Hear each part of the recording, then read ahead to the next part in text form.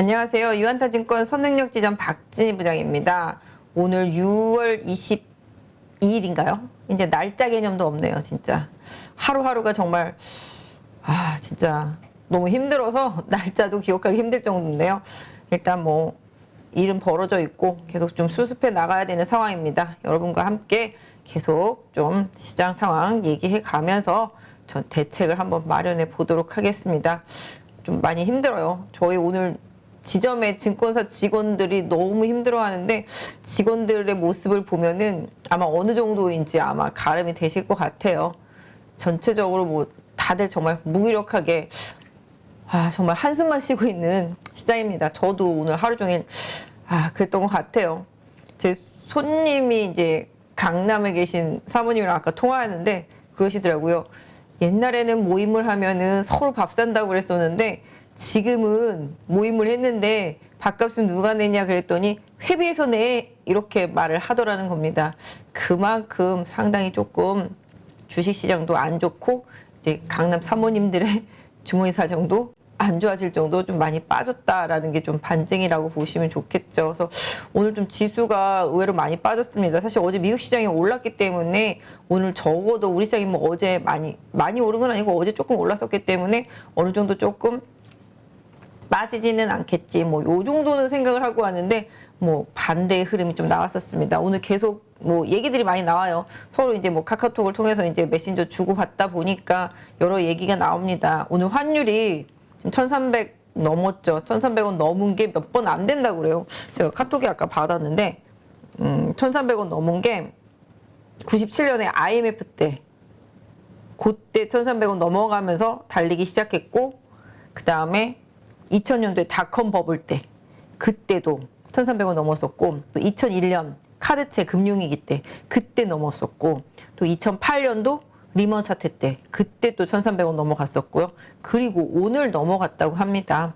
그 정도로 1300원 넘기가 쉽지 않은 상황인데 그만큼 시장은 최악을 가리키고 있고 우리는 그 안에 일단 지금 있는 상태라고 보시면 좋겠습니다. 또 그리고 오늘 아시다시피 이제 IT 섹터주들 많이 급락했죠. 뭐 개인적으로는 삼성전자에 대한 실적 우려감이 원인이었다라고 보고 있는데 오늘 아까 장 끝나고 뭐 돌아다니는 얘기로는 이제 모 캐피탈 아시아 테크펀드에서 5천억 정도를 청산한다. 내일까지 팔 거다. 뭐 이런 얘기들 돌고 있습니다. 사실인지는 뭐 확인은 안 했지만 일단은 뭐 그런 얘기들이 들고 있다라는 점, 요 점은 그래도 좀 알고 계시면 좀 낫지 않을까 싶어서 좀 말씀을 드렸어요. 근데 뭐 이런 얘기들이 돌았을 때 뭐 거짓말이었던 적은 없었던 것 같기는 한데 일단은 뭐 출처는 제가 뭐 불분명하지만 저희 직원이 준 것을 일단 뭐 여러분들한테 좀 얘기를 드렸습니다. 그래서 뭐 그랬을 것 같기도 합니다. 상당히 좀 많이 매도가 났던 것 같고 그다음에 오늘장 초반에 뭐 아시다시피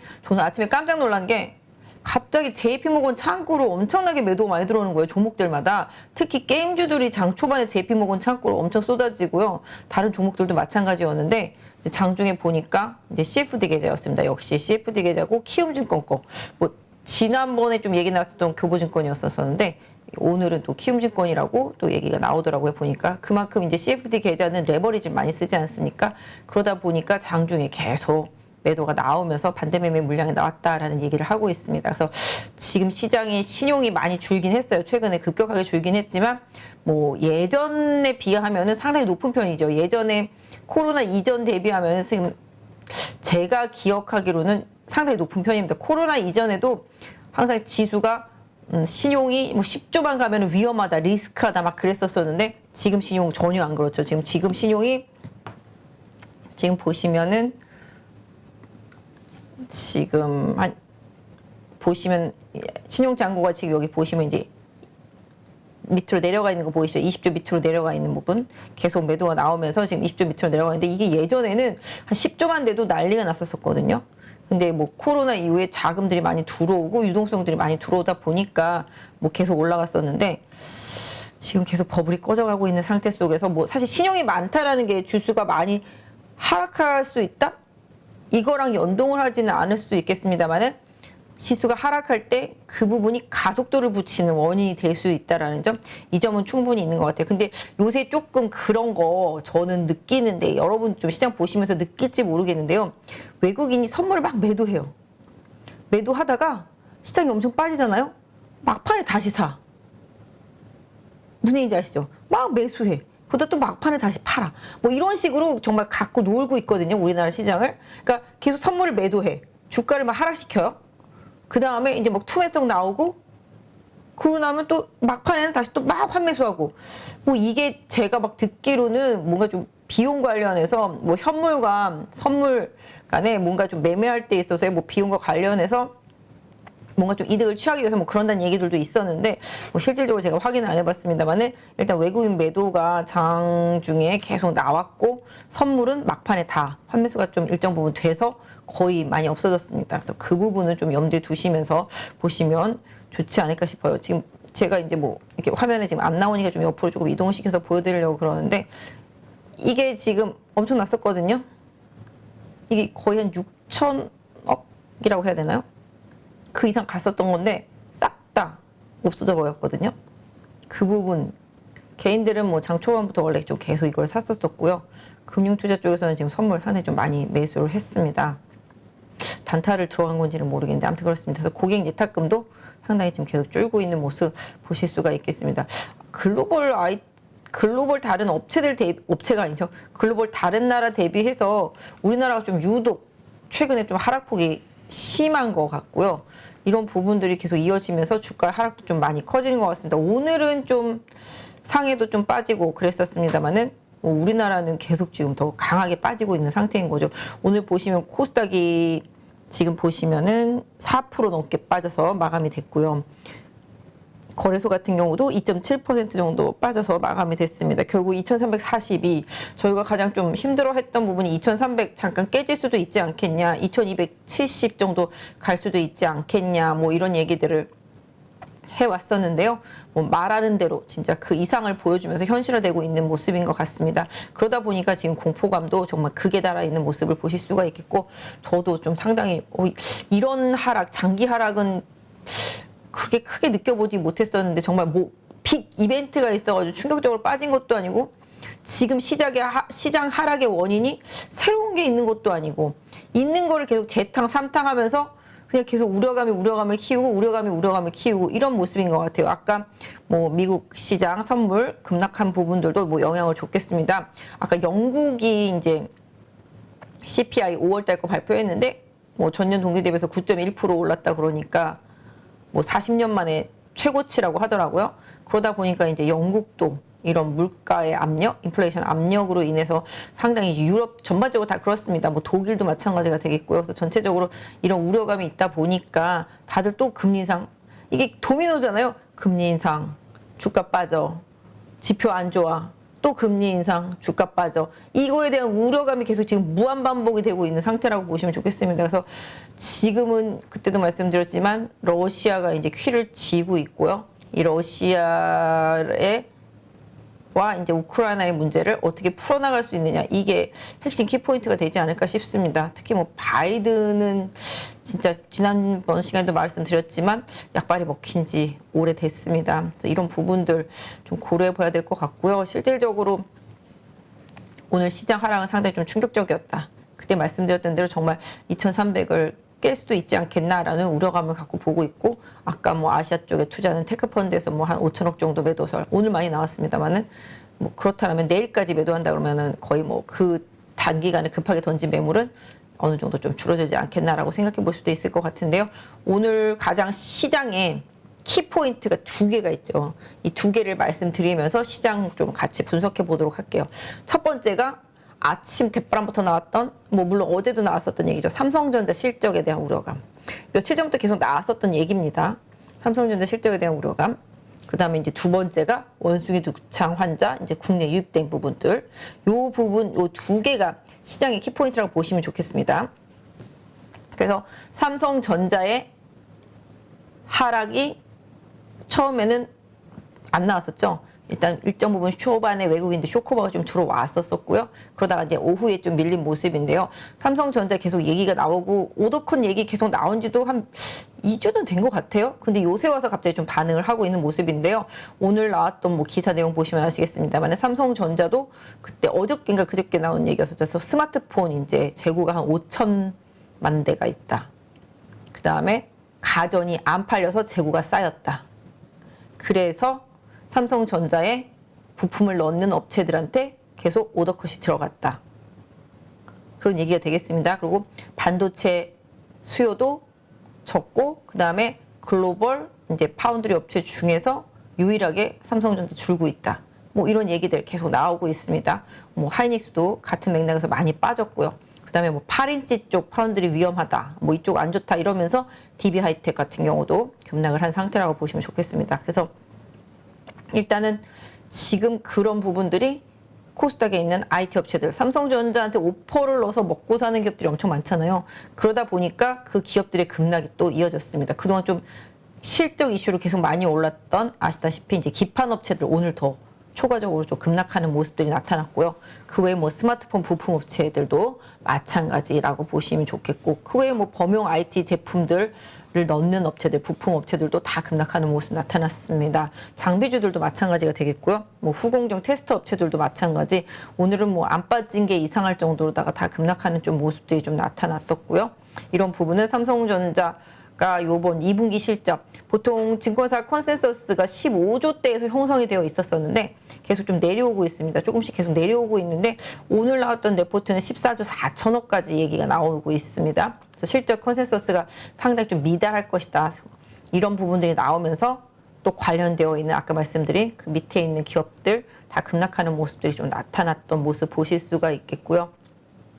그러다 보니까 지수도 많이 빠지고 코스닥의 뭐 IT 섹터주들 대부분이 다 급락을 하면서 코스닥 지수 하락에도 좀 연동을 했다라고 보실 수가 있겠습니다. 그래서 일단 삼성전자 실적에 대한 우려감, 그 다음에 뭐 그 부분은 뭐 물론 경기 침체에 대한 우려감에 대한 반응이라고도 보실 수가 있겠습니다. 경기 침체 이퀄 소비 감소 이렇게 보는 거겠죠. 그러다 보니까 IT 기반인 우리나라, 또 되게 수출주 기반인 우리나라, 뭐 어저께 나왔던 수출 데이터도 상당히 안 좋게 나왔죠. 수출 데이터가 상당히 안 좋게 나오면서 이 부분이 이제 경상수지 적자에 대한 우려감 6월달 이 부분을 좀 번지고 있습니다. 그러다 보니까 수출이 그동안 견조하다가 견조했던 수출마저 꺾이니까 이 부분이 또 시장에서는 리스크로 좀 작용을 했다라고 보실 수가 있겠습니다. 기본적으로 또 오늘 같은 IT 섹터 내에서 또 이제 실적 이슈로 리포트가 나온 게 이제 LG전자. 저도 LG전자 때문에 상당히 좀 마음 아픈 사람 중에 한 사람이라고 보시면 좋을 것 같습니다. 기존에는 LG전자 이제 전장 부분에 대한 성장성 이런 부분들만 생각했었는데 시장은 역시 또 가전 쪽을 좀 보기 시작하는 거죠. 역시 경기가 안 좋아지면 누가 가전을 바꾸겠냐, 소비가 줄겠지 이런 식으로 해서 LG전자의 가전 부분 이 부분을 조금 안 좋게 보는 뭐 리포트, 하지만 너무 싸다, 뭐 PBR이 0.8배다, 뭐 이런 리포트였었습니다. 사실은 매수 리포트였었고요. 목표 주가 뭐 15만 원짜리 매수 리포트가 나왔는데 뭐 일단 시장이 반응하지 않았습니다. 사실 제가 LG전자를 좀 좋게 봤었던 부분은 뭐 아시다시피 이제 휴대폰 부분 비용 많이 들었던 적자 부분을 잘라냈고요. 또 이제 돈 안 됐었던 이제 태양광 패널 부분도 잘라냈었고요. 그래서 돈 안 되는 부분들을 계속 잘라내고 그 다음에 아시다시피 이제 돈 캐시카우 역할을 해주는 가전을 기반으로 하면서 전장 부분의 이제 성장성 이 부분을 좋게 봤었는데요. 최근에는 이제 전장 부분의 성장성은 계속 확인이 되고 있습니다. 2분기에도 견조할 것으로 보여지고 있는데 그럼에도 불구하고 아까 말씀드린 대로 캐시카우 역할을 해주고 잘 받쳐줘야 되는 가전 쪽 이 부분의 우려감이 다시 또 이제 LG전자를 이제 끌어내리고 있다라고 보실 수가 있겠습니다. 그래서 뭐 다른 기업들도 마찬가지로 삼성전기도 마찬가지가 되겠습니다. 그래서 삼성전기도 MLCC에 대한 우려감 때문에 계속 주가가 빠지고 있는 모습 보실 수가 있겠습니다. 그래서 전체적으로 빅테크가 아니죠. 뭐 IT 테크 기업 중에서 이제 시총 상위 기업들에 대한 힘든 흐름이 계속 좀 이어지면서 오늘의 지수 하락을 더 부추겼다라고 보실 텐데요. 이따가 주요 기업들 한번 차트 보시면서 한번 전략을 같이 좀 의논해 보기로 하고요. 그 다음에 아까 말씀드린 대로 원숭이 두창 관련되어 있는 부분도 마찬가지. 오늘 보시면 리오프닝 관련주들 다 급락했습니다. 항공주, 여행주, 화장품, 그 다음에 면세점, 카지노 다 마찬가지가 되겠습니다. 이런 부분들 다 급락을 한 상태라고 보시면 좋겠고 오늘 엔터주들도 급락을 했죠. 엔터주들은 제가 계속 이제 경기 방어적이다라는 부분들, 원자재랑 관련이 없다 이런 부분들 때문에 엔터주들 긍정적으로 봐드렸는데요. 결국은 원숭이 두 창 때문에 급락을 했습니다. 뭐 아시다시피 이렇게 피부 접촉이라든지 이런 부분들 때문에 옮을 수도 있다라는 것 때문에 뭐 자라보고 놀란 것을 소뚜껑 보고 놀란다고 뭐 사실 너무 뭐 이 부분을 뭐 에이 뭐 이렇게 할 필요까지는 없겠지만 그래도 우리가 생각하는 것보다는 너무 크게 공포감이 좀 작용하지 않나라고 보실 수가 있겠습니다. 그러다 보니까 이제 공연이라든지 이런 부분에 있어서 좀 문제가 생길 수도 있지 않겠나라는 우려감 때문에 엔터주들이 좀 더 많이 하락을 한 모습 보실 수가 있겠고, 그다음에 여행주 마찬가지가 되겠습니다. 항공주도 마찬가지가 되겠죠. 그래서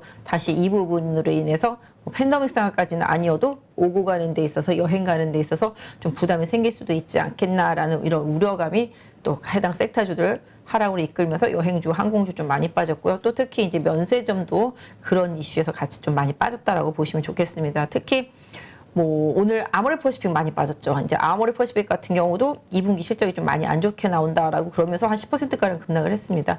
특히 이제 중국 봉쇄의 영향을 받으면서 그 중국 봉쇄에 대한 우려감으로 실적이 안 좋을 것이다. 뭐 설화수 부분도 한 10% 정도 줄고, 그다음에 이니스프리 부분도 한 60% 정도 줄지 않겠나. 뭐 이런 부분들로 인해서 주가가 급락했고요. 뭐 아무튼 여러 가지로 리오프닝 관련주들이 급락하는 과정 속에서 또 화장품 섹터주들은 더 급락을 하는 모습을 보실 수가 있었을 것 같습니다. 그래서 전체적으로 오늘은 그나마 좀 견조했던 섹터가 이제 조선주. 조선주도 몇 주 전에 이 시간 통해서 이제 차트랑 수급 봐드리면서 한번 이렇게 보여드렸었던 그런 종목들인데요. 특히 뭐 차트로도 그때 현대미포조선이나 현대중공업 이거는 지난 시간에도 한번 봐드렸던 것 같습니다. 삼성중공업도 그때 설명드릴 때 수급이 너무 양매수가 세게 들어와서 왜 이렇게 세게 들어올까 주가는 안 움직이는데 이런 생각을 했던 종목이었었는데요. 오늘 뭐 3조대 넘는 수주가 터지면서 장중에 급등하는 모습들도 좀 나타났었습니다. 그래서 그나마 좀 견조했던 게 조선주였었고요. 그 다음에 좀 더 견조했다 하면 뭐 음식료 섹터주들도 역시 이제 필수 소비재 쪽입니다. 그러니까 뭐 경기가 침체가 되든 어쨌든 간에 먹고는 살아야 하기 때문에 사람이 살아가는 데 있어서 꼭 필요한 소비 이런 쪽들이 좀 강한 흐름을 좀 보실 수가 있겠고, 음식료 섹터주들이 그런 맥락에서 좀 오늘 강했다라고 보실 수가 있겠습니다. 물론 반대로 생각하면 화장품도 마찬가지죠.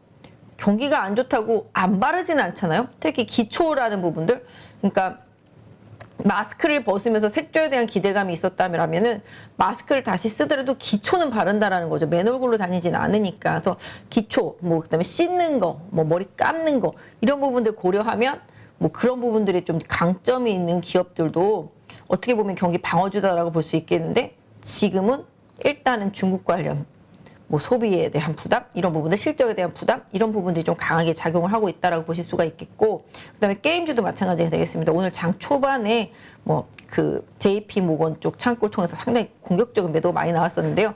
나중에 좀 낙폭을 줄이기는 했습니다만은 게임주도 마찬가지가 되겠죠. 오히려 뭐 코로나에 준하지는 않더라도 기본적으로 경기에 무관하고 또 오히려 이동이 자연스럽지 못하다라면은 또 게임 쪽 관련해서도 관심을 가질 수도 있는 상황이기 때문에 그쪽도 마찬가지 방어주 역할을 좀 해줄 수 있는 구간이라고 좀 보실 수가 있겠죠. 사실 뭐 누리호 관련주들은 오늘 다 빠졌죠. 기본적으로 이슈가 터지고 나면은 매물이 나오는 상태, 이런 부분들 보실 수가 있겠고, 또 반대로 바이오 섹터주들은 조금 견조했습니다.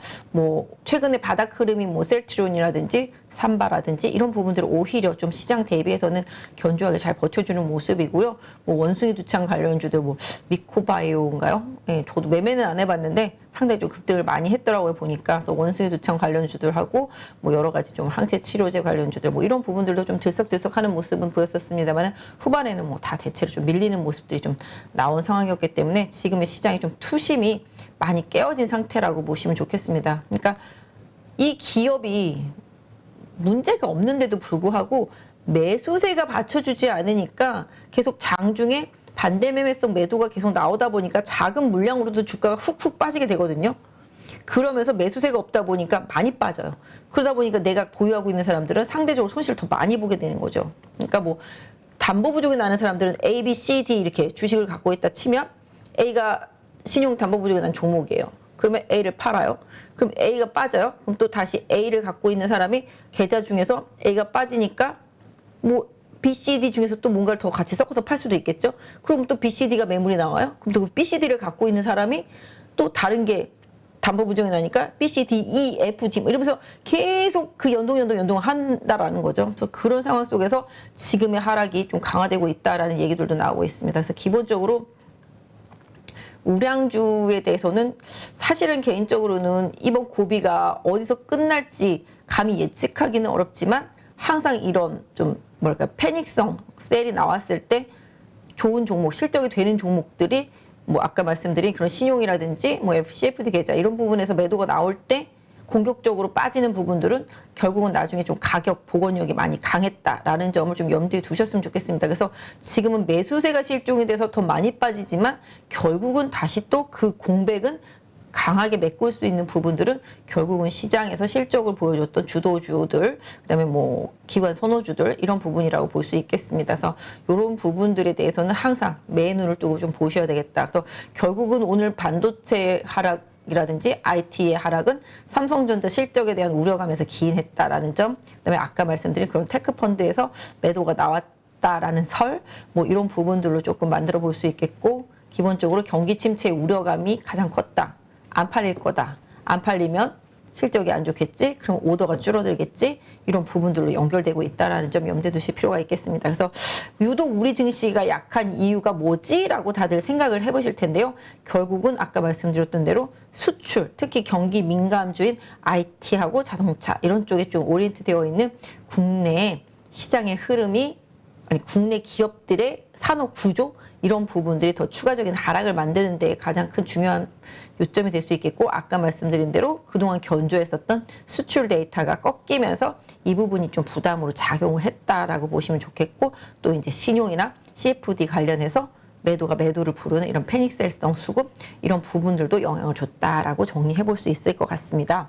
특히 또 한편으로는 좀 호재성 이슈들도 있었는데 시장이 이 부분을 좀 반영을 하지 않고 있는 것 같아요.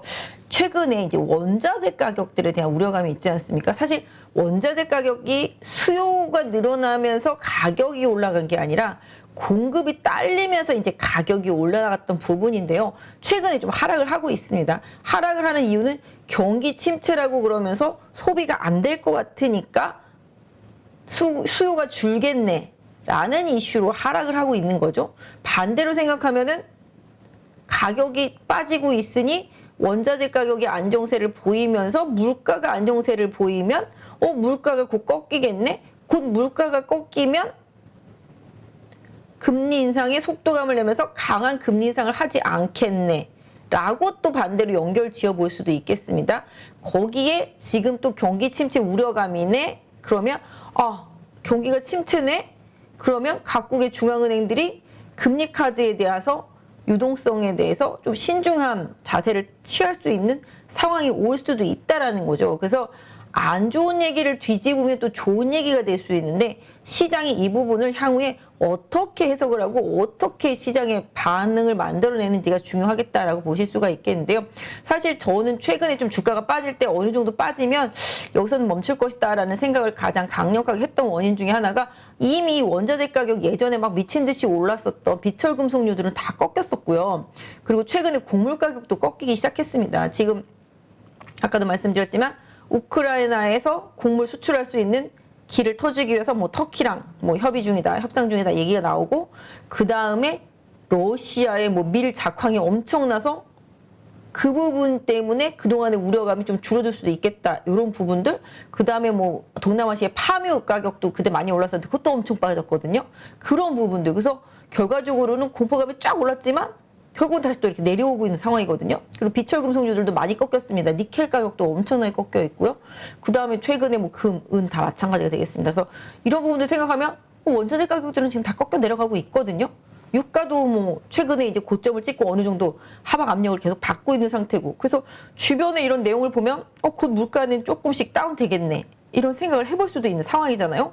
근데 물가는 조금씩 다운되니까 물가가 조금씩 다운될 수 있겠네라는 생각을 하고 있지만 그 물가가 다운되는 게 경기가 안 좋아질 경기가 안 좋아질 수 있을 것 같아서 원자재 가격이 빠지는 게 이유다라는 점이 시장에서는 뭐 지금 반갑게 생각하지 않는 부분이라고 보시면 좋겠습니다. 그래서 이런 부분들 고려해서 본다라면은 사실 개인적으로는 호재성 이슈도 많았다라고 볼 수 있겠는데요. 시장은 일단 생각하지 않고 있다라고 보실 수가 있겠습니다. 주요 상품 시세들 한번 말 나온 김에 저희 체크를 좀 해볼게요.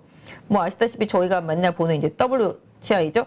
여기 보시면 쭉 올라가다가 이제 꺾이기 시작한 상태입니다. 뭐 물론 여기 100불이 좀 가장 강력한 지지 라인이 되기 때문에 유가가 100불에서 지지가 될지 아니면 그 이하로 빠질지 모르겠습니다만 그래도 100불에서 왔다 갔다라도 해주면 120불보다는 낫다 이런 생각을 해볼 수가 있을 것 같고 지금 천연가스 가격도 엄청 꺾였죠? 지금 보이시죠? 그죠? 없어서 난리도 아니었었죠? 그래서 독일도 러시아가 가스 공급 끊는다 그러니까 석탄 발전한다고 그러면서 난리가 날 정도로 그래서 독일도 탄소 제로 정책에 대해서 약간 좀 부정적인 상황으로 좀 가고 있죠. 그 다음에 유럽의 자동차 업체들도 2035년이죠. 2035년에 전부 다 뭐 친환경차, 그 다음에 이제 기존의 가솔린 차를 완전 퇴출시키기에는 무리가 있다. 뭐 이런 얘기들까지 나오고 있습니다. 그러니까 결론적으로는 화석연료 이 부분을 완전히 배제시키는 흐름은 지금 상황에서 좀 어렵다 이런 뉘앙스겠습니다.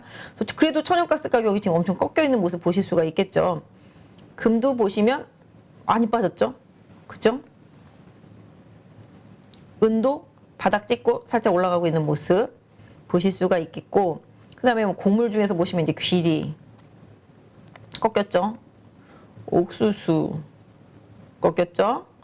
대두 네 이것도 꺾이고 있습니다. 고점에서 그죠? 그 다음에 뭐 볼까요? 쌀? 뭐 이것도 꺾여 있습니다.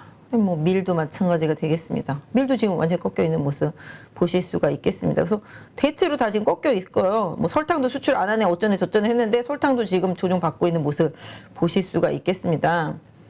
어떻게 보면은 지금 다 꺾여 있어요. 지금 뭐 구리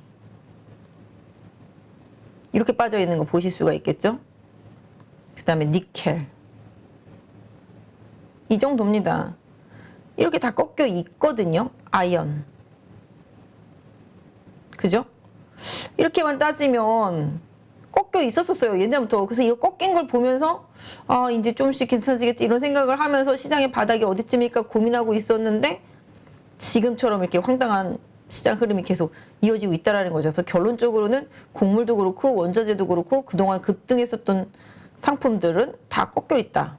이 부분은 일단 항상 좀 염두에 놓고 좀 보셨으면 좋겠다라고 말씀을 좀 드리고 싶습니다. 그리고 뭐 환율은 지금 1,300원이 넘어가서 진짜 쇼킹할 정도인데 뭐 어느 정도 우리 당국도 좀 개입을 해주지 않을까. 뭐 외환에 있어서 큰 문제가 생긴다 그러면은 뭐 한덕수 총리도 개입을 할 수도 있다 이런 얘기들을 언론사 인터뷰하는 걸 좀 봤었는데요. 이런 부분들을 좀 참고해서 좀 봐주시면 좋겠다라고 보실 수가 있겠습니다. 그래서 결론적으로는 물가 상승을 일으켰던 부분에 있어서 원자재 가격들은 많이 꺾였다.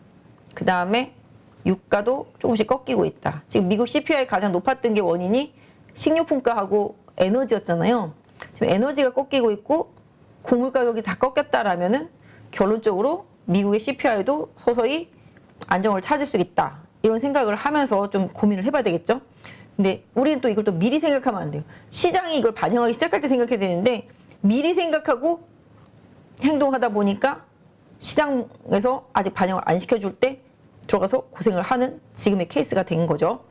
제 입장에서만 본다라면은. 결론적으로 원가 부담이라든지 여러 가지 부담을 줄 수 있는 요인들은 꺾이기 시작했다라는 점. 뭐 이유야 어찌됐든 경기 침체가 이유이든지 간에 뭐 소비 감소가 이유이든지 간에 뭐 투기 세력의 이탈이 이유이든지 간에 그동안 너무 급등했던 거에 따른 뭐 기술적 반락이든지 간에 어떤 이유든지 간에 지금은 꺾이고 있다라는 거 일단 이 부분은 조금 중요하다라고 보실 수가 있을 것 같습니다. 그래서 일단은 뭐 시장이 두려워하는 부분들이 뭐 많죠. 뭐 파월 의장이 뭐 의회 청문회 23, 24일 날 나가서 좋은 얘기 할 것 같지도 않다. 뭐 이런 부분들도 좀 많이 반영이 되고 있는 상태라고 보시면 좋겠고 또 EU에서 23, 24는 이제 EU입니다. EU에서 이제 러시아 추가 제재안 논의할 수 있겠다. 이런 부분들. 또 러시아가 뭐 반발할 수도 있겠습니다만은 뭐 러시아를 오히려 지금은 건드리지 말고 잘 좀 다독거려야 되는 시기가 아닌가 싶기는 한데요. 아무튼 이런 부분들이 좀 계속 남아있기 때문에 시장은 좀 우려하지 않나 싶습니다. 사실 미국 시장 좀 많이 올라서 오늘 좀 내심 빠지지는 않겠지라고 기대를 했었는데 너무 좀 충격이지 않았나 싶습니다.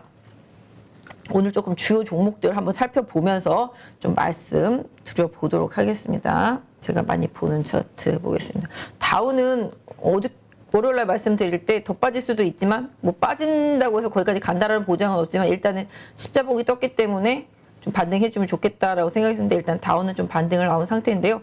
여기 갭이 2개나 있기 때문에 다우도 조금 갈 길이 멀다. 다만 이제 지금 이격과다로 인한 기술적인 반등이라고 좀 봐주시는 전략이 좋겠고요. 코스피 한번 볼게요. 코스피도 마찬가지죠. 지금 이게 며칠째 빠지는지 모르겠습니다. 지금 6월 들어서 맨날 빠진 것 같은데요. 6월 들어서 진짜 거의 매일 빠지고 있습니다. 지금까지. 이렇게 빠지기도 사실 쉽지 않은 것 같은데 이 정도 수준인 것 같죠. 지금 여기. 그죠? 1월달 수준만큼 좀 빠지고 있는 상태고 거의 비슷한가요? 1월달이랑 그림도 약간 좀 비슷한 것 같으네요. 이렇게 1월달처럼 빠졌다가 뭐 반등하고 또 이렇게 식으로 갈 수도 있겠습니다만은 일단은 제가 생각할 때는 좀 너무 많이 빠졌다. 빠진 폭으로 보면은 1월달이랑 거의 비슷하다라고 보실 수가 있겠습니다. 하락으로 따지면 이게 몇 단 하락입니까? 1단, 2단, 3단, 4단 하락까지 나와 있는 상태라고 보시면 맞겠습니다. 그래서 지금 모든 사람들이 뭐 2200 얘기도 하고 뭐 2300 이탈하는 얘기도 하고 뭐 PBR 뭐 0.9배인데 뭐 0.8배는 시스템 리스크다. 뭐 시스템 위기가 왔을 때나 가능하다. 뭐 이런 얘기들을 하고 있긴 합니다만은 시장은 아무도 모르죠. 내가 원해서 하락이 나오던 어쩔 수 없었던 뭐 상황 때문에 하락이 나오던 일단 매수세가 실종이 되다 보니까 더 추가 하락은 계속적으로 좀 종목별로는 좀 이어지고 있다라고 보실 수가 있겠고 지수는 그때 여기 선 그어드린 부분 2270선 정도를 최대 마지노선 내지 지지선으로 설정해 놓고 이 부분 이탈하지 않는 선에서의 기술적 반등을 좀 노려보는 전략. 개인적으로는 2450이 좀 안 깨지길 바랬습니다만은 깨졌다라는 점에 있어서 향후에 2450을 어떻게 복구하느냐에 따라서 기술적 반등이 뭐 한 2550에서 2600선 정도까지 나올 수도 있으니까 그 짧은 랠리 동안에 지금 많이 손실 본 부분을 나중에 좀 복구할 수 있는 대응을 위한 준비를 계속 해야 되지 않겠나라고 보여주실 수가 있겠습니다. 코스닥 보겠습니다. 코스닥도 제가 좀 그때 좀 말씀드렸죠. 추가적인 하락 나올 수 있고 730대까지 내려올 수 있겠다 말씀을 드렸었는데요. 벌써 다 왔죠. 지금 745포인트입니다. 코스닥도 내일 잠깐만 빠지면 거의 지지선 내지 마지노선까지 좀 온다라고 보실 수가 있겠습니다. 그래서 730대를 최대 지지선으로 하는 코스닥은 트레이딩 전략이 좋겠고요. 이 부분이 좀 기술적인 갭이 있기 때문에 이 갭 하락을 매우러 올라가는 부분 한번 고려해 볼 수 있겠는데 올라가는 과정 중에서 제가 봤을 때는 코스닥은 820에서 830 이 부분에서 지금 최대 저항을 만나지 않을까 생각이 되고 있습니다. 그래서 그 부분에 저항대를 좀 염두에 두셨으면 좋겠습니다. 이 가격대죠. 여기도 갭이 살짝 있고요. 요 수준에서 선을 제가 잘 못 걷네요. 잠깐만요. 네, 예, 이 가격대 830 부근에서의 최대 저항을 나중에 만날 수도 있다. 하지만 뭐 저점 찍고 올라오면 100포인트나 올라가는 거기 때문에 아마 강력한 종목들의 급 변동 이런 부분은 있을 수가 있습니다. 그래서 그 짧은 반등의 폭 동안에 뭔가 좀 수익을 확실히 좀 내서 지금 하락 기간 동안에 맞았던 손실 부분들을 좀 메꿀 수 있는 전략을 짜고서 좀 기다리시는 대응이 단기간에는 좀 필요하지 않겠나 싶습니다. 오늘 많이 빠졌고요. 삼성전자 한번 볼게요. 좀 주요 종목들 개인 투자자분들이 항상 노리고 빠지면 산다라고 생각하는 삼성전자의 그림이고요. 삼성전자도 그때 좀 주가 하락 부분에 대해서 좀 말씀을 드렸었습니다. 그래서 이게 지난 월요일날 근선 같은데요. 지금 보시면 이제 56,000원 부근대 여기 이탈되면은 54,000원 부근대 이 구간에서는 진짜 한번 뭐 해볼만 하다라고 생각해 보실 수도 있겠는데 개인적으로는 여기 56,000원에서 54,000원 요 사이 정도라면은 한번 삼성전자를 노려볼 수도 있지 않을까. 다만 아까 말씀드렸던 대로 2분기 실적에 대한 우려감 그 부분을 시장이 지금 반영하고 나중에 또 반영하고 또 반영할까 봐 그게 사실 조금 무서운 거죠. 원래 그렇잖아요. 실적이 안 좋대 그러면서 빠졌는데 실적 발표하면 또 빠지고 이런 케이스들이 되게 많잖아요.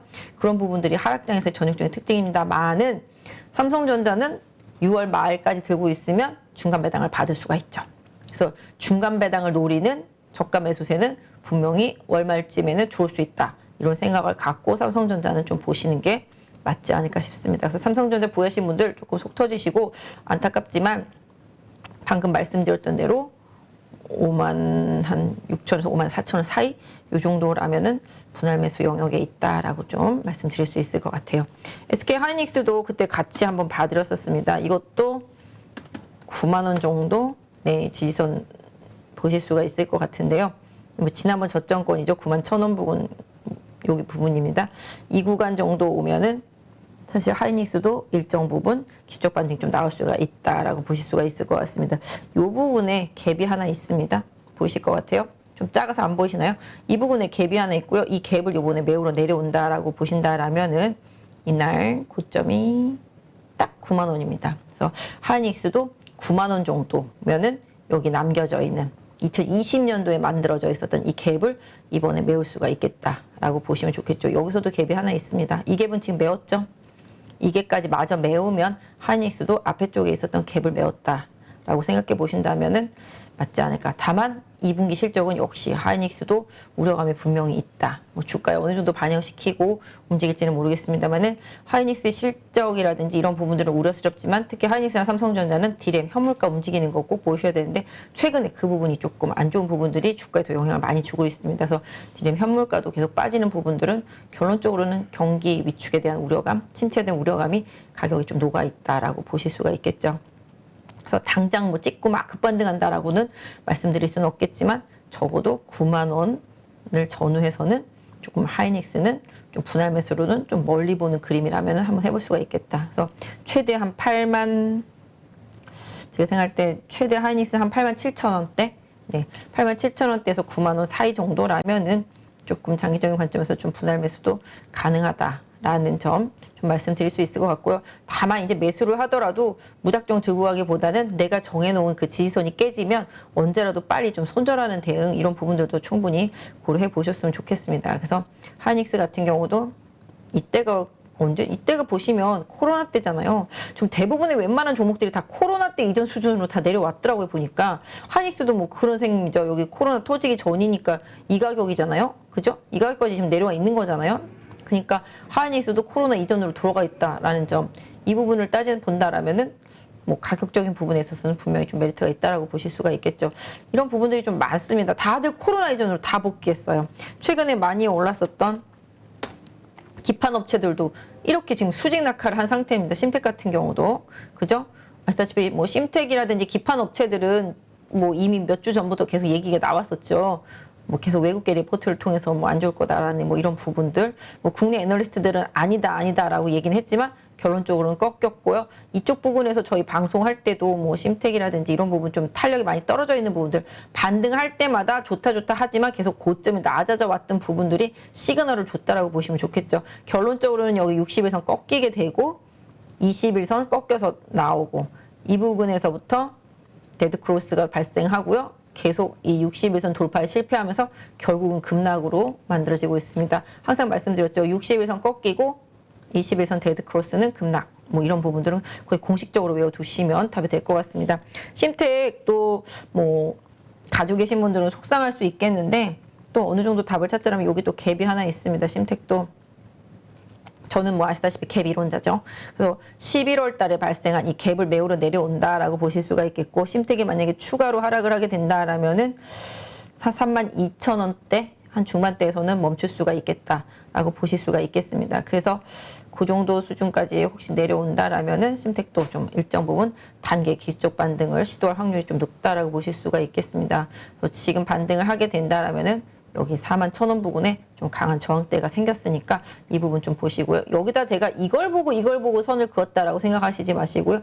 제가 여기 갭이 있는 구대가 갭이 있는 데다가 그은 겁니다. 그리고 여기 한 4일 동안 버티다가 급락한 거라서 이 4일 동안 버티면서 생긴 매물을 고려해서 이 가격대에 저항대가 생겼다라는 거 그어드렸으니까 보유하신 분들도 아 심텍 나중에 올라가면 41,000원대에서 좀 걸릴 수 있겠구나.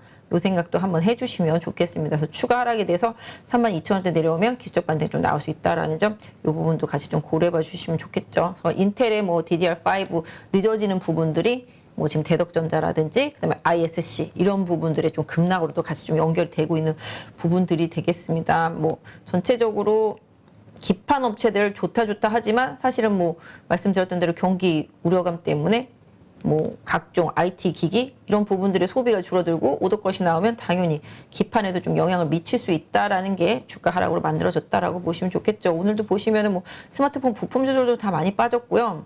그나마 뭐 계속 뭐랄까요, 필요량이 계속 늘고 있는 뭐 MCU 이런 부분들도 다 많이 빠졌어요. 그 다음에 후공정 테스트 업체들도 좀 많이 빠졌습니다. 뭐 두산에서 인수한 테스나 같은 경우도 네, 오늘 이렇게까지 급락하는 모습 보실 수가 있겠죠. 후공정 테스트 업체들도 이렇게 빠졌습니다. 역시 뭐 테스나 같은 경우도 주가가 한 요 정도 선 내려오면은 뭐 바닥을 잡을 수 있을 것 같죠. 거의 다 왔습니다. 대부분이 다 코로나 때만큼 다 빠졌거든요. 그러니까 코로나 이전으로 다 복귀. 코로나 때 좋았던 부분들 다 복귀. 왜냐면 코로나 때 뭐 반도체, 뭐 서버 증설하네 뭐 이러면서 다 많이 올랐었던 부분들이 있다라면은 그전 수준으로 다 복귀했다라는 점. 그 부분이 관건이라고 보시면 좋겠죠. 그다음에 뭐 동진 세미캠은 제가 월요일 날이죠. 건식 쪽 관련해서 이제 하이닉스 개발하는 부분들 말씀드리면서 습식 쪽이 조금 피해 볼 수 있겠다라는 말씀 드렸는데 동진 세미캠도 뭐 습식이긴 한데 기본적으로 지금 상승 추세선은 아직 깨지는 않았습니다만은 제가 이거 상승 추세선을 좀 너무 뭐랄까요, 밑으로 잡아서 그렸죠. 지금 보니까 그죠? 이 직선 추세선이 이렇게 들어갔어야 되는 부분인 거잖아요. 지금 그죠? 이렇게 들어갔어야 되는 부분인 건데 그렇게 따지면 지금 상승 추세선 하단까지 지금 다 내려와 있는 상태라고 보시면 좋겠습니다. 그래서 선을 다시 그어본다라면은 여기다 긋죠. 그쵸? 이렇게. 그죠?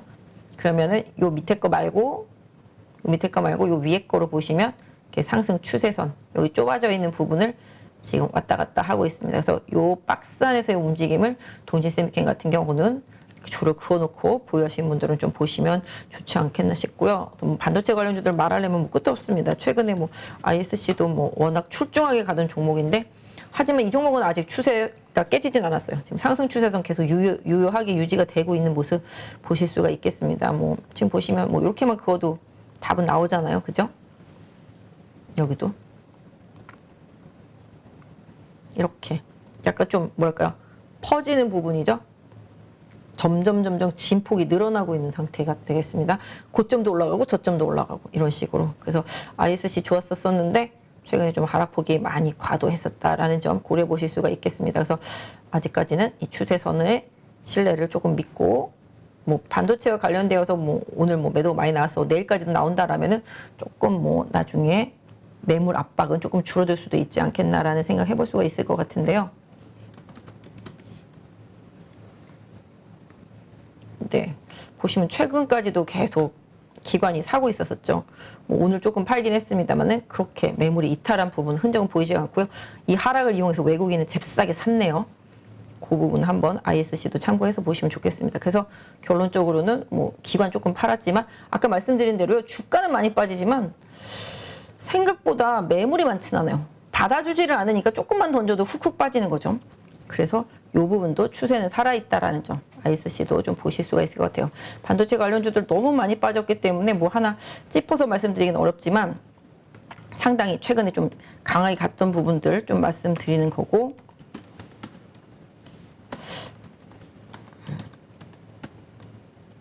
이수페타시스도 상대적으로 좀 최근에 견조했었죠. 그래도 좀 많이 빠졌습니다. 여기서 이수페타시스 같은 경우도 상대적으로 좀 양호했던 부분이 있었었는데 좀 많이 빠졌어요. 오늘 좀 연기금에서 많이 매도가 들어갔습니다. 외국인도 지금 꾸준히 팔고 있고요. 상대적으로 다른 종목들보다 요새 좀 잘 버텼었는데 오늘 한 방에 이렇게 좀 무너져 내리는 모습을 보실 수가 있겠는데요. 뭐 기술적으로는 봐드린다라면은 요새 개인 투자자분들도 이거 많이 가지고 계셨을 것 같아서 요 가격대 거의 지지선 다 내려왔습니다. 6,000원 정도 지지선 보시면 될 것 같고요. 앞으로 움직일 때마다 이수페타시스는 여기 7,300원 부근에 강한 저항대 좀 염두에 두시면서 보유하시는 분들은 좀 투자하시면 좋겠습니다. 오늘 개인적으로 좀 많이 종목들을 봐드리려고 그래요. 여러분들이 좀 보유하시는 종목들 좀 많으니까 그 부분들 중에서 좀 염려하시는 종목들 많을 것 같아서 조금 봐드리고 그렇게 좀 하려고 좀 하고 있고요. 최근에 조금 개인 투자자분들이 좀 많이 힘들어하는 종목이 또 뭐가 있을까요? 삼성전자, 하이닉스 있고, 카카오도 있겠군요. 카카오도 7만 원쯤 지지선이라고 말씀드렸었는데 이 7만 원이 깨지면 더 추가 하락도 할 수 있다고 해서 여기 선 예전에 그어드린 선 보이시죠? 그죠? 이게 지난번에 그은 선이거든요. 제가 지금 그은 게 아니라 오고 있는 상태인 거잖아요. 그래서 그 가격까지를 조금 지지선으로 좀 봐주시면 좋겠습니다. 카카오 같은 경우도 카카오도 지금 개인 투자자분들이 워낙 좋아하는 종목들이다 보니까 그런데요. 일단은 지금 상태를 보면은 카카오 제가 여기 그어놓은 선이 65,000원 선대거든요. 65,000원대 정도 내려오면 카카오도 좀 지지가 나올 수가 있다. 이런 부분들 염두에 두시고요. 기술적 반등 나오면 여기 저항대 그름 다 그어드렸잖아요. 이 부분들 좀 활용하세요. 여기 82,000원 부근이랑 86,000원 부근에 좀 매물대가 있다라는 점, 이 부분 기술적으로 대응하실 때 좀 준비를 해놓고 마음의 준비를 항상 하고서 대응을 하시면 좀 도움이 되지 않을까 싶습니다. 그래서 카카오도 65,000원대 오면은 좀 기적 반등 노려볼 수 있겠다라는 점 좀 말씀드릴 수 있을 것 같고, 수급은 뭐 계속 연기금이 털어내고 있어서 좋지는 못합니다만은 상대적으로 외국인은 좀 다시 샀다 팔았다 하다가 좀 사고 있다라는 점, 하락을 이용해서 이 부분은 좀 고려. 뭐 이 정도면 거의 제가 봤을 때는 외국인이 지금 바닥에서 사는 건 진짜 사는 게 아니고요. 다 쇼커버라고 보고 있습니다. 그런 부분들, 그래서 외국인의 쇼커버가 들어가고 있는 부분들 좀 참고해 보실 수가 있겠고, 카카오 게임주도 뭐 어제 급등하고 오늘은 급락하고 이런 상태잖아요. 그래서 상대적으로 게임주들이 좀 바닥선에서 변동성은 있습니다만은 뭐 기본적으로 경기 방어적인 성향이 있고 그렇기 때문에 낙폭과대 뭐 게임주들도 한번 뭐 챙겨보실 만은 한데, 일단 좀 봐야 될 것 같아요. 지금 시장이 어떤 쪽으로 반응을 하는지, 많이 빠진 경기 민감주 IT냐 아니면 경기 방어주냐 뭐 이런 식인 거죠. 그래서 그런 부분들 좀 보시면 좋겠고, 또 개인 투자자분들 좀 많이 보는 종목들 중에서 또 많이 가지고 계신 종목 뭐가 있을까요? 오늘 참 아모레퍼시픽 많이 빠졌죠. 이것도 관심 있으시거나 많이 아이고.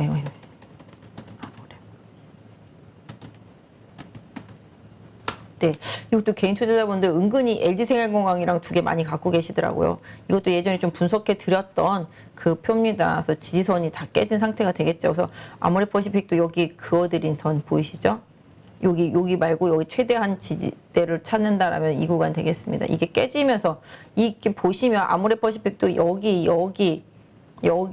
계속 지지가 됐던 라인인데 깨지면서 급락을 하거든요. 근데 대체로 뭐 외부 상황이라든지 뭐 이런 부분들 고려하지 않고 나는 정말 기술적으로만 대응하겠다라고 하시는 분들이라면은 이렇게 지지선이 깨질 때는 뭔가 문제가 생긴다. 지수가 빠지든 안 빠지든 간에 뭔가 문제가 생겼다 생각하고, 이렇게 항상 지지를 받아왔던 지지선대가 깨지면 항상 물량 조절을 한 다음에 어느 정도 바닥이 왔을 때 다시 채워 넣어가지고서 단가를 낮추고 올라갔을 때 리스크를 줄이면서 빠져나오는 전략, 이런 부분들이 기술적 분석의 가장 핵심이긴 하거든요. 그래서 제가 여기 중간에 그어드린 선은 뭐였냐면은 이 리듬이 깨질 수가 있는 가격대라서 그 부분을 좀 말씀드렸던 부분입니다. 그래서 앞으로 아모레퍼시픽 같은 경우는 올라갈 때 15만 원에 좀 강한 저항이 있을 수도 있겠다 라는 점 말씀드릴 수가 있겠어요. 다만 이제 뭐 중국 봉쇄 영향 때문에 실적이 오늘 너무 안 좋을 것 같다고 리포트가 나오면서 이제 많이 빠졌는데, 또 반대로 생각하면은 뭐 많이 빠질 만큼 빠졌고 상대적으로 필수 소비재다. 뭐 경기가 아무리 안 좋아도 얼굴에 크림은 찍어 바른다. 머리는 감는다. 샤워는 한다.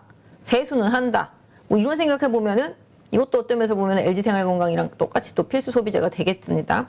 그런 부분들도 고려해 볼 수 있는 타이밍이라고 볼 수 있겠죠. 그래서 중국의 봉쇄 영향 때문에 2분기 실적이 안 좋았으면 중국이 봉쇄가 풀리기 시작했기 때문에 3분기에는 좀 나아지겠지. 이런 호흡으로 또 저가에서 매수가 들어올 수 있는 상황도 고려해 보셔야 되겠죠. 그래서 그런 부분들 좀 고려해 보시면 좋을 것 같은데, 일단 뭐 이걸 노리시는 분들이라면은 그런 제 생각, 이런 부분들에 좀 동의하신다면 좀 보실 수가 있겠고, 나는 죽어도 안 한다. 실적 발표할 때까지는 안 한다 하면은 결국은 뭐 실적 발표할 때까지 반응을 기다려야 되겠죠. 뭐 역사적인 저점이라고까지는 하긴 그렇습니다만 다 왔습니다. 거의 11만 8천 원 정도가 2019년도 저점이거든요. 거기까지 다 왔다라는 거죠. 그래서 뭐 코로나고 뭐고 간에 그 저점까지 지금 다 왔다라는 겁니다. 아모레퍼시픽도. 그래서 보유하신 분들도 조금만 더 고생을 하시면 리바운딩이 나올 수가 있는 상황이다라는 점을 좀 염두에 두시면서 보시고, 다만 아까 말씀드린 대로 15만 원대 저항 염두에 두셨으면 좋겠습니다. 오늘 보시면 연기금보다는 외국인 많이 던졌습니다. 뭐 최근에는 뭐 샀다 파는 것보다는 팔기 쭉 팔았던 것 같아요. 그래서 약간 소비주 중에서도 필수 소비재지만 오히려 중국 봉쇄 영향과 실적에 대한 우려감, 이 부분 많이 반영을 하고 있습니다. 제가 몇 주 전에 여기 8월 모니터링 녹화할 때 가장 두려워한 게 그 부분이었잖아요. 2분기 실적에 대한 기대감이 두렵다. 그거 아마 썸네일 제목에 있는 거 아마 있을 거예요. 한번 찾아보시면 2분기 실적에 대한 부담감 때문에 시장 두렵다, 종목들 두렵다, 우리나라 기업들 나만 할 곳 하나도 없다, 뭐 이런 뉘앙스의 좀 말씀을 드렸던 겁니다. 사실 원자재 가격 부담에 버틸 만한 기업 하나도 없거든요. 그리고 국내 기업들은 모두 다 가공을 해서 수출해야 되는 기업들이기 때문에 좋을 리가 없었기 때문에 그때 그 2분기 실적 발표가 더 두렵다라는 말씀을 드렸었는데 그게 지금 또 현실로 오고 있어서 저도 많이 좀 안타까운 상황이에요. 아무튼 그래도 하늘이 무너져도 솟아날 구멍은 있다라는 그 생각을 갖고 제가 지금 차트를 최대한 많이 봐드리면서 여러분들 좀 보유하신 분들한테 좀 답을 좀 드리고자 하는데 요새는 대형주보다 중소형주 갖고 계신 분들이 많더라고요. 채팅창에서 이제 관심 종목 뭐 손실난 거에 대해서 물어보시는 분들도 거의 대부분이 좀 중소형주들이 좀 많이 있으신 것 같더라고요. 보니까 그래도 일단 좀 기본적으로 좀 대형주 위주로 좀 봐드렸고요. 그 다음에 또 무슨 종목 있으실까요? 많이 빠진 종목들 중에서 개인 투자자분들 많이 가지고 계신 종목들 중에서 또 뭐가 있을까요? 바이오는 뭐 거의 잘 없으실 것 같기도 해요. 예전에 다 물리신 분들은 그냥 마음을 비우고 계시는 분들도 많을 것 같고, 뭐 셀트리온은 최근에 오히려 좀 바닥을 잡아가고 수급도 양매수가 좀 들어오는 것 같더라고요. 오히려 경기 방어적인 성격의 제약 바이오 쪽, 덱타 이런 부분들 중에서도 좀 중대형주 쪽은 최근에 좀 하락폭이 좀 완만합니다. 뭐 원숭이 두창과 관련된 이슈도 있겠습니다만은 뭐 아시다시피 제약바이오는 경기 방어주기도 하고 실적이 꾸준하기도 하고 이미 주가는 빠질 만큼 빠졌고 뭐 셀트리온 같은 경우는 요새 조금 공매도가 좀 줄고 있기도 하더라고요. 외국인 기관 매수도 하고 있고 그래서 그런 식으로 좀 바닥이고 지난번부터 이제 한미약품 같은 경우도 좀 말씀을 드려왔던 부분 또 삼바도 최근에 오히려 좀 보니까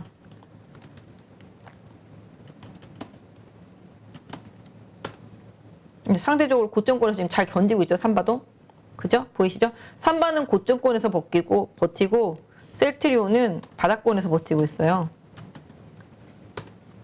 네, 이렇게 좀 다른 행보긴 합니다만은 셀트리온도 지금 보시다시피 코로나 시대 때 저점까지 다 왔다. 그죠? 그러니까 대부분의 코스닥에 있는 종목들이든지 거래소에 있는 종목들 중에서 많이 빠진 종목들은 코로나 이전까지 다 복귀했습니다. 그렇기 때문에 코로나로 인해서 뭔가 좋았다? 뭐 득을 봤다? 이런 부분들 다 지금 벗어 던졌기 때문에 일정 부분 종목들은 주가에 있어서는 거품이 많이 빠졌다라고 보실 수가 있겠습니다. 그래서 이런 부분들은 좀 고려해서 보시면 좋겠다라고 말씀드릴 수가 있을 것 같고요. 뭐 셀트리온 보시는 바와 같이 외국인 기관 좀 사고 있습니다. 그렇다고 뭐 제가 이 종목을 막 사라고 말씀드리긴 좀 어려워요. 셀트리온은 항상 좀 공매도와의 전쟁을 많이 하고 있기 때문에 개인 투자자분들이 좀 매매를 해서 수익 내시기가 상당히 좀 힘든 종목 중에 하나입니다. 그래서 이 부분을 좀 고려해 보시고 오히려 제가 좀 월요일 날 말씀드렸던 종목들 아마 기억하실려나 모르겠네요. 뭐 롯데지주라든지 뭐 현대건설기계, 그다음에 LS 일렉트릭 뭐 이런 부분들 좀 말씀드렸었잖아요. 그래서 그런 부분들이 좀 조정을 받을 때 좀 활용을 하시고 조선주도 마찬가지가 되겠습니다. 그래서 그런 부분을 좀 활용을 하시고 제가 그날 롯데쇼핑도 말씀드렸었는데 네, 롯데쇼핑 전 되게 좋게 봤는데 오늘 원숭이 두창 때문에 빠졌거든요. 오히려 그런 것 때문에 좀 빠졌다라면 기회를 좀 잘 활용을 해보시면 좋겠습니다. 여기 좀 밴드 짧게 그려드렸잖아요. 그래서 이 밴드 여기를 최대 마지노선으로 정해놓고 오히려 조정받으면 여기 지금 보시면 60일선 안 깨지고 있지 않습니까? 그래서 60일선 잘 지지하는지 이번 주 좀 보시면서 분할로 좀 접근해 보신다라면은 롯데쇼핑도 수급의 이탈이 강하게 없는 상태라면은 좀 흐름은 계속 좀 이어질 수 있지 않을까 싶습니다. 보시면 오늘도 연기금 안 팔았거든요.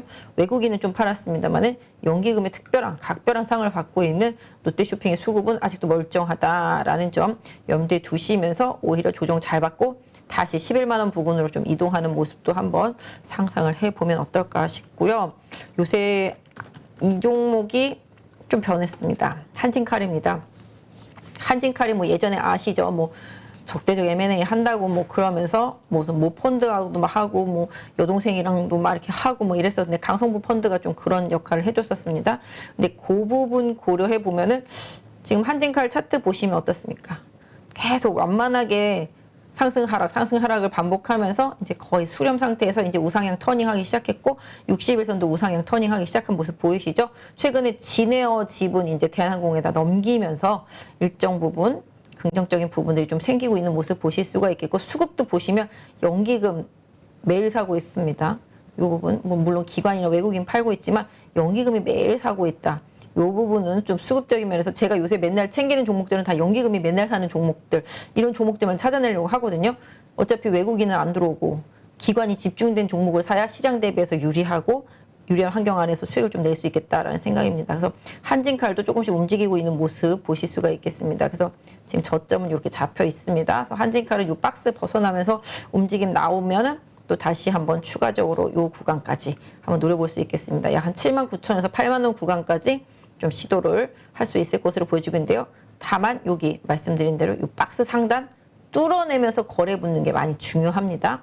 그래서 그 부분은 좀 확실히 좀 챙겨 보셨으면 좋겠습니다. 그래서 미리 살 필요 없다. 뚫고 거래 붙을 때 쫓아가는 게 낫다라는 생각으로 한진칼 보고 있는데요.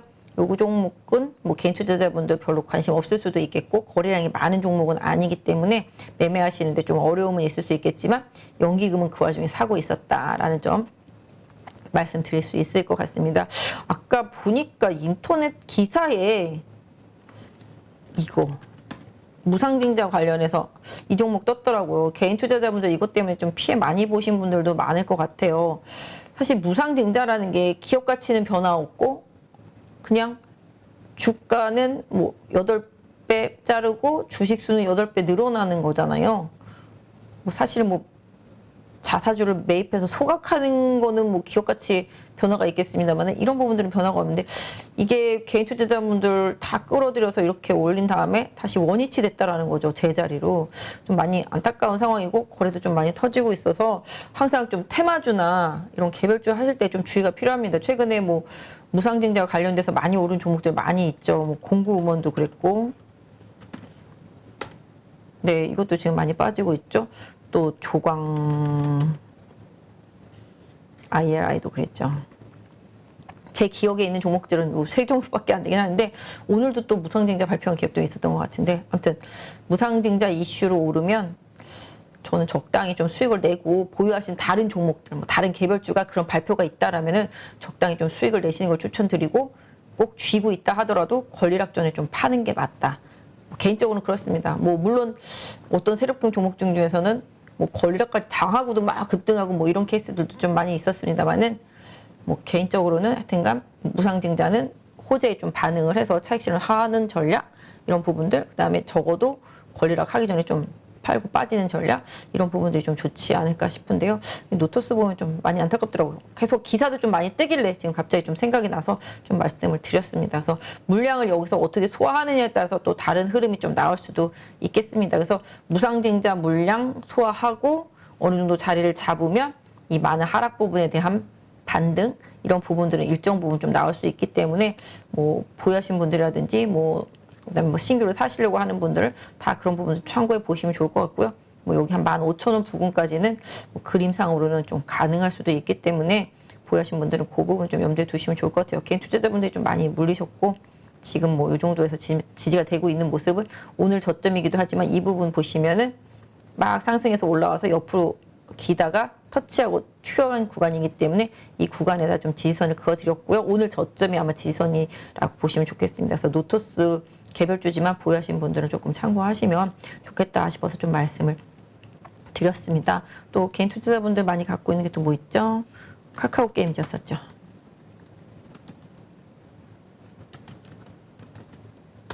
네, 카카오 게임즈는 이건 뭐 장난하는 것도 아니고 음봉, 양봉, 음봉이죠. 샌드위치 같이 끼어 있습니다. 제가 기술적 분석할 때 항상 말씀드립니다. 이렇게 음봉 2개 사이 양봉 끼어 있으면 그냥 이거 음봉 하나로 보거든요. 이 3일 동안의 봉은 그냥 이 단봉으로 보겠습니다. 이 음봉 하나로. 결론적으로는 이 종목이 살아나기 위해서는 여기 53,000원대, 53,500원 이상이죠. 이 길 강하게 뚫으면서 거래량이 붙이는 양봉이 다시 이쪽에서 붙어줘야지만 변화를 시도할 수 있겠습니다. 그래서 카카오 게임즈 보유하신 분들도 뭐 여기 5만 원, 오늘 57,000원인데요. 여기 한 5만 원 부근에 좀 지지선 좀 확인하실 필요가 있지 않겠나 싶습니다. 그래서 보유하신 분들은 그 부분 좀 참고해서 좀 보시면 좋겠습니다. 그래서 이 가격에 제가 5만 원 부근에 좀 줄을 그었지만 이 옆에 보지 않았었죠? 보지 않아도 답이 나오고 있습니다. 이 구간에서 저항받다가 빠졌다가 뚫고서 올라와서 계속 지지받고 튄 자리가 5만 원 되겠습니다. 그래서 카카오 게임즈도 결국은 5만 원의 지지력 이 부분을 한 번 더 확인해 볼 필요는 있겠지만 아까 말씀드린 대로 53,500원까지 강한 양봉 거래 실려주고서 뚫어주면 그때 좀 관심을 갖고 보시면 좋겠다. 요번에 나온 그 캐주얼 게임이 좋다고는 하는데요. 뭐 쿠키런이랑 좀 비슷한 것 같더라고요. 보니까 좀 연기금이 계속 매도하고 있는 모습이고요. 어저께 외국인이 왕창 샀다고 오늘 또 왕창 팔은 그런 모습 보실 수가 있겠습니다. 그래서 수급 논리로 뭐 시총 상위 종목이다 보니까 그런 상황이긴 합니다. 그래서 차트로만 말씀드리면 요대로 좀 대응을 해주시면 좋겠고요. 기술적으로는 여기 6만 원 부근 좀 저항 염두에 두시고 뚫어도 결론적으로는 또 다시 여기 부근에서 좀 걸린다. 이 점 좀 고려해서 6만 5, 6천 원대 부근을 최대 저항대로 하는 트레이딩 전략으로 좀 보시고 보유하신 분들도 그에 맞춰서 조금 대응해 주시면 좋겠다라고 말씀드릴 수 있을 것 같아요. 오늘 종목을 얘기하다 보니까 또 1시간이 됐네요. 제가 몸에 무슨 이상한 기계가 있는 것 같아요. 보통 1시간 10분을 꼭 하는데 제가 오늘은 시간을 계속 봤어요. 1시간이 딱 된 것 같습니다. 그래서 일단 지수도 좀 어렵고 시장 상황도 어렵고 제 멘탈도 어렵고 저도 정말 산전수전 공중전 다 겪었는데 이번이 제일 어려운 것 같아요. 이번이 왜 제일 어렵지라고 생각해 보니까 예전 그 리먼 때도 그렇고 뭐 서브프라임 때도 그렇고 이번 코로나 때도 그렇고 다 생각해 보면 지금보다 좀 덜 어려웠다라는 생각을 하게 됐는데 이유는 그때 주식을 많이 갖고 있지 않아서 더 그랬던 것 같아요. 지금은 왜 그랬겠어요? 그때랑 지금이랑 지수대가 완전 다르잖아요. 근데 지수가 이번에 3천까지 올라갔다 내려오다 보니까 그때랑은 또 금액적으로도 완전 다르다란 말이죠. 계좌 잔고도 마찬가지가 되겠죠. 그러니까 빠지면 데미지가 더 큰 거죠. 그러다 보니까 이번 장이 더 개인 투자자분들한테 좀 힘들게 느껴지신다라고도 볼 수가 있을 것 같아요. 근데 뭐 아까 말씀드린 대로 환율 부분도 그렇고 뭐 여러 가지 환경적인 부분들도 심리적으로 상당히 좀 안 좋을 수밖에 없는 상황이지만 제가 또 아까 앞에서 긍정적인 여러 가지 데이터들도 조금 일부 말씀을 드렸고 이런 부분들을 좀 생각하면서 향후에 좀 다가올 반등장 이런 부분들을 조금 기다려 보셔야 될 것 같은데 아무튼 지금의 시장 하락은 모든 최악의 상황을 가정해서 좀 움직이고 있는 부분이고 악재를 계속 꺼내서 또 보고 꺼내서 또 보고 이런 상태라고 보시면 좋겠습니다. 새로운 악재보다는 기존의 악재의 플러스 알파 뭐 이 정도로 계속 시장이 만들어 나가는 것 같아요. 흐름을. 그래서 아까 영국 CPI 안 좋은 부분들 때문에 제가 봤을 때는 아까 미국 선물이 좀 안 좋았던 것 같은데요. 오늘 시장 뭐 어떻게 미국 시장 움직이는지 좀 봐야 되겠습니다만은 또 오늘 시장 미국 안 좋을 것에 대한 기반영이 또 오늘 우리 시장에 돼 있었다라고 보신다라면은 조금 뭐 안도까지는 아니어도 그래 미리 한 대 미리 맞았지라고 생각하시면 조금 답이 되지 않을까 싶고 뭐 마음 편할 수는 없겠죠. 저도 그렇고요. 하루하루 좀 힘들고 또 주무실 때 자꾸 생각나고 이럴 수밖에 없긴 하지만 또 이럴 때일수록 건강을 잃어버리면 다 잃어버린 것 같습니다. 그래서 한동안은 좀 너무 막 종목에 주식에 근데 빨리 복구해야지 이걸 팔아가지고 뭘 사야지 뭐 이런 생각을 해가면서 또 막 신경을 더 쓰다 보면 더 힘들어지는 케이스들도 있습니다. 그래서 이런 부분들을 생각해 본다라면은 일단 시장이 해결해 줄 때까지 이왕 늦은 김에 조금 기다려 보시는 전략은 좀 어떨까 싶습니다. 그래서 지금 손절해서 뭐 여기서 더 10% 이상 더 싸게 살 자신만 있다라면은 제가 뭐 팔지 말라고 권하지는 않겠지만 내려가 봤자 아까 말씀드린 대로 2,300 깨지면서 2,270이 리바운딩 포인트라면은 뭐 그렇게 공격적으로 여기서 막 비중을 줄여야 될까라는 생각을 개인적으로 해봅니다. 뭐 물론 제가 지금 이렇게 말씀드리는 게 여러분들 투자에 있어서 독이 될 수도 있겠습니다만은 지수만 보고 매매하는 건 아니잖아요. 지금 이렇게 시장이 빠졌어도 조선주는 독이 청청한 것처럼 종목이 중요하다라는 거죠. 그래서 지수는 하락하더라도 내가 팔아야 될 종목이 있고 팔지 말아야 될 종목이 있기 때문에 이런 부분들을 좀 잘 가려내서 좀 비중을 조절하시는 전략이 앞으로도 계속 좀 필요하겠다라고 말씀드릴 수 있을 것 같습니다. 뭐 예전에 농담처럼 말했지만 저 예전에 진짜 닷컴 버블 터졌을 때 정말 하루아침에 며칠 동안 정말 엄청나게 빠졌었거든요. 그래서 그때 이후에 막 시장이 반등할 때 뭔가 매매를 해가지고서 수익을 내려고 한 달 동안 정말 열심히 단타를 쳤거든요. 그래서 결론은 한 달 동안 열심히 단타를 쳐서 복구를 다 했어요. 코스닥 막 매매해서. 그래서 기분 너무 좋았는데 원래 갖고 있던 거 그냥 들고 있었어도 만회가 되더라고요. 괜히 저는 신경만 쓴 거잖아요. 그러니까 결론적으로 좋은 종목은 결국 시장이 올라오면 제자리로 돌아간다. 또 지금의 하락은 수급 관계 때문에 너무 과도했다. 이런 부분들 고려하시면서 암울하고 힘들고 지금이라도 안 팔면은 뭔가 큰일 날 것 같긴 하지만 아까 말씀드렸던 대로 적어도 2270선 모두가 말하는 지지선 이 부분을 좀 생각하시면서 조금만 힘내셨으면 좋겠습니다. 오늘도 너무 고생하셨고요. 내일은 좀 좋은 날이 있기를 바라면서 편히 주무시기 바랍니다.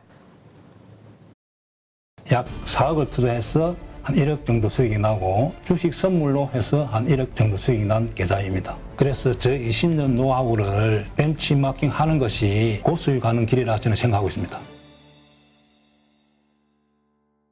네, 이번에 8.15 캠퍼스에서 정말 특별한 교육 프로그램을 준비했습니다. 많은 분들이 고민하시죠. 어디에서 사야 되는지, 그리고 얼마에 팔아야 되는지, 이것을 몰라서 참 많은 돈을 잃는 경우들이 있습니다. 그리고 좋다고 생각해서 샀는데 결국 그 자리가 물리는 경우도 있고요. 그래서 우리 영상에서도 여러 번 소개해드렸던 공매도의 고수시죠. 물론 공매도뿐만이 아니라 일반 매수와 관련된 투자자로서도 상당한 수익을 얻고 계시는 분인데요. 그래서 이번에 김영옥 저자님과 함께 우리 많은 개인 투자자들이 실력을 높이고 어떤 시장 환경에서도 돈을 벌 수 있는 전천후 투자자가 될 수 있는 그러한 기회를 준비했습니다. 안녕하세요, 대표님. 네, 안녕하세요. 잠깐 말씀드렸지만 시장이 상승을 하든 그다음에 하락을 하든 어느 쪽으로든 돈을 벌 수 있는 기술, 기법이라는 거. 네, 이거가 상당히 우리 개인 투자자들에게는 매력적인 포인트가 아닐까 생각이 돼서 이번에 정말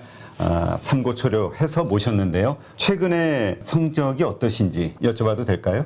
저는 전업 투자자이기 때문에 그냥 월 단위로 손실 난 달이 거의 없다시피 합니다. 그래서 꾸준하게 수익을 내고 있습니다. 최근에 제가 공매도에 대해서 주간 동화하고 대담을 했는데 거기에 그 계좌 인증을 하려 해서 제가 계좌 인증을 한 계좌가 2개가 있습니다. 그것을 자료로 첨부하겠습니다. 자, 이게 계좌 보면 하나는 CFD 계좌 약 4억을 투자해서 한 1억 정도 수익이 나고 주식 선물로 해서 한 1억 정도 수익이 난 계좌입니다. 아, 네. 그럼 2월 달에만 2억 정도의 수익을 올리셨다. 예, 대표적으로 이제 공매도 자리를 잘 잡으면은 그렇게 수익이 난다는 것을 제가 보여준 거죠. 그래서 정말 시장이 떨어지거나 혹은 상승하거나 양쪽에서 이제 돈을 벌 수 있는 그런 기법을 가지고 계시기 때문에 상당히 특별하다. 저도 그렇게 생각이 되는데요. 공매도와 일반적인 우리 주식 투자 이 양쪽을 다 같이 하는 투자를 하고 계시는 건가요? 지금 현재도? 예, 저는 지금 매수와 매도, 공매도를 다 반반 정도 합니다. 손흥민 축구 선수가 축구를 잘하는 이유가 왼발, 오른발 사용하기 때문에 축구를 잘합니다. 제가 좀 주식의 차트를 잘 보는 이유도 공매도를 오래 했기 때문에 매도 자리가 정확하게 보입니다. 왜냐하면 저는 매도 포지션을 하기 때문에. 반대로 또 매수 자리도 잘 보입니다. 결국 공매도와 매수는 제가 다음에 기회가 되면 설명하겠지만은 밀접한 연관이 있습니다. 그래서 일반 투자자들도 쉽게 배우면은 성률이 한 90% 정도 나올 수 있도록 교육을 할 수 있습니다. 공매도를 활용해서 오히려 사야 되는 자리들을 알 수 있는 거잖아요. 네, 이러한 것과 관련된 기법들은 어떤 것들이 있나요? 간단하게 4가지 기법을 저도 실제 매매를 해서 이제 검증한 기법인데 강남 나이트 기법이라고 우리 땅은 강남이 최고 좋잖아요. 그렇죠. 차트상에서도 그런 강남 자리가 성률이 한 80%, 90% 나오는 자리가 있고 신고가 자리. 네. 또 하나는 급락에서 턴, 그 다음에 윗꼬리 거래 극강 기법이라고 4가지 기법을 통해서 매수로서는 충분히 개인들이 수익을 낼 수 있습니다. 또 공매도 자리는 2군데, 저점에서 공매도 자리, 고점에서 공매도 자리 2군데만 배우더라도 충분히 개인들도 적용해서 수익을 낼 수가 있습니다. 네. 네. 그런데 많은 분들이 또 오해하실 수 있는 게 공매도에 대해서는 워낙 이미지가 안 좋기 때문에 그러니까 개인 투자자들이 희생을 그 외국인과 기관의 어떤 불공정한 공매도로 인해서 희생을 받는다라고 생각을 하는 피해의식을 가지고 있는 분들도 있거든요. 그러나 이 공매도에 대해서 명확하게 이해를 하고 있다면 공매도를 쳐서 돈을 버는 것도 가능하지만 공매도 치는 자리를 피할 수 있는 안목이 생길 수도 있는 거겠죠? 제가 이제 공매도를 안 하더라도 공매도 치는 자리를 알기만 하더라도 개인들이 매수를 실수 안 하기 때문에 계좌의 수익에 큰 도움이 됩니다. 네. 모든 주식 거래를 코스피 300, 그다음에 코스닥 200, 소위 우량주 중심으로만 한다라고 말씀하셨거든요. 거기에는 뭐 어떤 특별한 이유가 있을까요? 예, 제가 이제 20년 동안 전업 투자하면서 개별 종목, 이제 테마주와 잡주들을 매매하다 보니까 럭비공처럼 어떻게 튈지를 예측을 할 수가 없습니다. 그래서 운에 맡기는 매매를 많이 했다는 거죠. 네. 그래서 우리가 개인 투자자들이 그런 매매를 많이 해서 어떤 경우는 수익 났다가 손실 났다가 그 결과를 알 수가 없기 때문에 손실이 많이 납니다. 따라서 우량주 위주로 하다 보면은 예측이 가능합니다. 네. 이 차트상에서 상승 차트가 보이고 하락 차트가 보인다는 거죠. 그래서 코스피 300, 코스닥 200, 즉 500 종목 이내에서만 주로 매매하기도 하고 교본에 교육할 예정입니다. 수강생들이 등록을 하게 되면 VOD 강의를 들으면서 그 다음에 월 2회 우리 저자님과 실시간 소통을 하면서 배워나가게 되는데 그 기간 몇 개월 정도 배우면은 우리가 그래도 이 교육 과정을 마무리하게 될까요? 저랑 단기 교육을 받고 저 매매하는 거와 여러분들 매매했던 교육생들 같이 피드백을 받아야만 실력이 좋아지고 결과가 좋게 나온다 봅니다. 그래서 한 12개월 정도 교육을 마치면은 회원들의 한 90% 정도가 수익을 날 수 있도록 그런 교육생을 제가 만들고 싶습니다. 이 영상을 통해서 우리 8.15 캠퍼스에서 진행하는 김용옥 저자님의 투자 기법을 배우려고 관심을 가지신 분들, 이런 분들에게 마지막으로 한 말씀 하신다면 어떤 말씀이 있을까요? 자, 주식을 어렵게 배우려고 하지 마시고 고수의 기법을 벤처마킹하는 것이 시간과 경제적으로 전략이 됩니다. 그래서 저 20년 노하우를 벤치마킹하는 것이 고수익 가는 길이라 저는 생각하고 있습니다.